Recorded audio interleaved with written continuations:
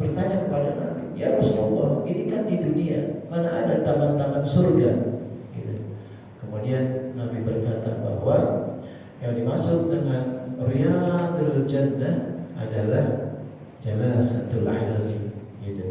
Di majelis ilmu ini adalah diibaratkan oleh Nabi sebagai sebuah apa? Taman surga, masya Allah ya. Jadi kita ini sedang berada di taman surga. Luar biasa banyak. Itulah jelasan ilmu. Nah, fantahu gitu. Maka duduk, ya, duduk aja gitu, duduk dengerin aja itu luar biasa dan itu mendapatkan sebuah keutamaan. Ya mudah-mudahan kita termasuk di dalamnya. Amin ya rabbal alamin.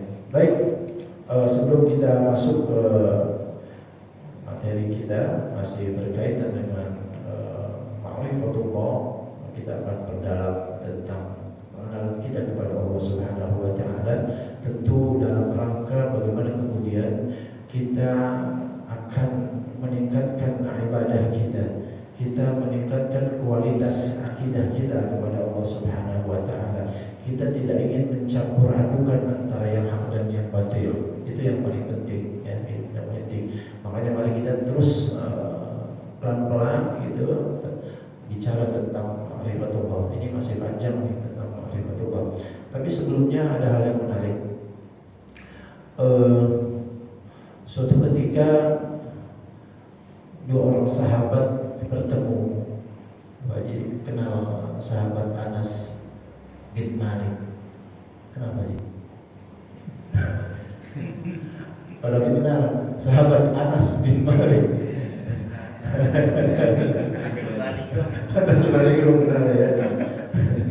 Jadi sahabat Anas bin Malik gitu, dengan sahabat Abu Talha ya. Dua orang yang sangat berbeda secara sosial ekonomi ya.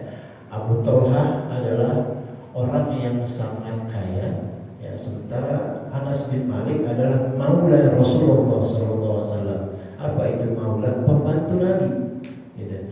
Anas bin Malik ini ketika Nabi hijrah dari Mekah ke Madinah ya, sampai ke Madinah, kemudian para kaum Ansor itu, kenapa dinamakan Ansor? Karena kaum meninggalkan seluruhnya, meninggalkan hartanya, meninggalkan kekayaannya, meninggalkan anak dan istrinya, bahkan meninggalkan seluruh apa yang dia miliki, ditinggalkan semuanya. Mereka hijrah hanya dengan pakaian yang ada di dalam di dirinya, di badannya. Gitu. Nah, makanya ya, sahabat yang berada di Madinah itu, yang tentu sudah cukup lama juga ya, Nabi hijrah ke Madinah itu sebab karena ada berita bahwa di Madinah itu ya kondusif untuk kemudian meningkatkan keimanan, ketakwaan kepada Allah, masuk Islam gitu. Maka seluruh fasilitas yang diberikan oleh orang tuanya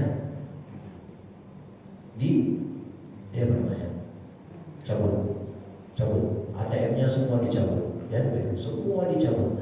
Tidak ada lagi fasilitas yang diberikan oleh tuanya kepada Mus'ab bin Umair, karena dia tahu masuk Islam. Bahkan ya, kita cepat aja ceritanya gitu. Ibunya itu ya, sempat tidak makan ya, agar Mus'ab bin Umair itu kembali kepada jahiliyah, kembali kepada agama nenek moyangnya, sampai enggak makan tuh ibunya tuh. Tapi luar biasa gitu kan. Itulah keimanan para sahabat Rasul ya. Gitu.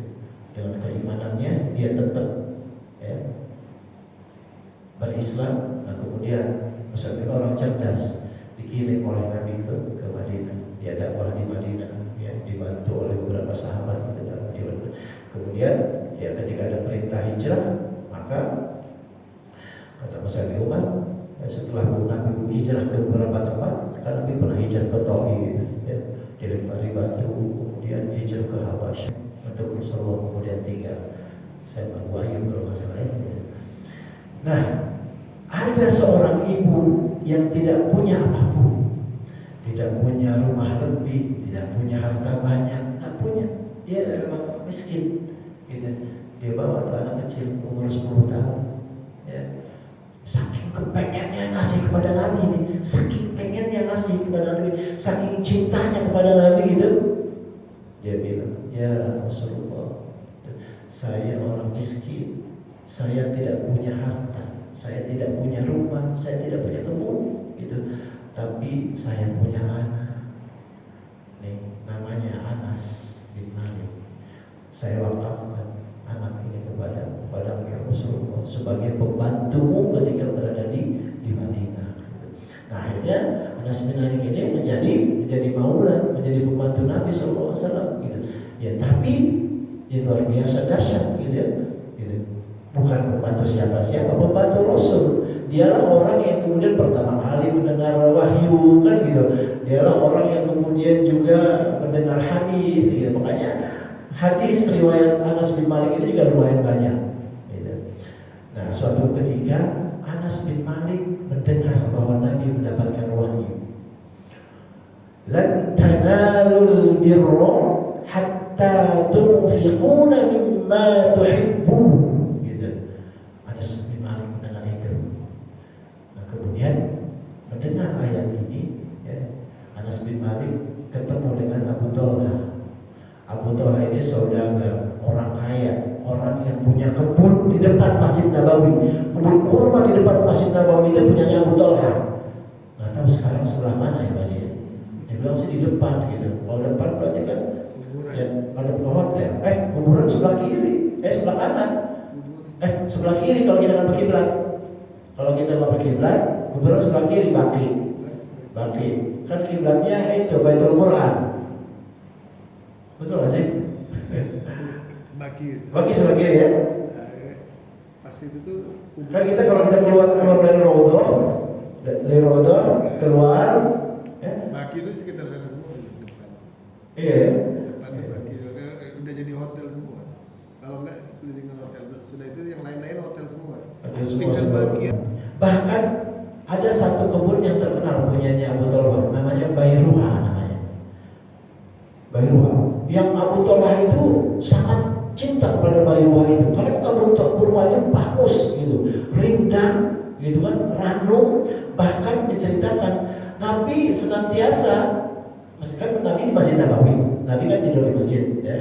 Itu seringkali dia ke Bairuha ya, minum airnya. Nabi seringkali minum airnya.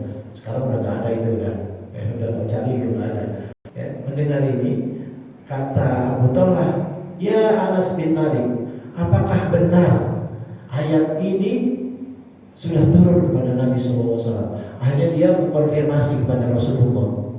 Ya Rasulullah, saya mendengar dari Anas bin Malik bahwa sudah turun ayat lan tanalul birra hatta tunfiquna mimma tuhibbun. Surah apa ya? Surah Al-Imran ya. Lan tanalul birra, tidak menjadi kebaikan. Lan tanalul birra, tidak menjadi kebaikan hatta tunfiqun, sampai kemudian kalian, kata Allah, menginfakkan mimma tuhibbun, dari apa yang kalian cintai. Tuh, mendengar ini langsung Anas bin Malik itu yang di dalamnya ada sumber air yang kau biasa minum di situ, saya infakkan tuh kepada Islam. Gitu, luar biasa ya. Nah, ada sebuah catatan menarik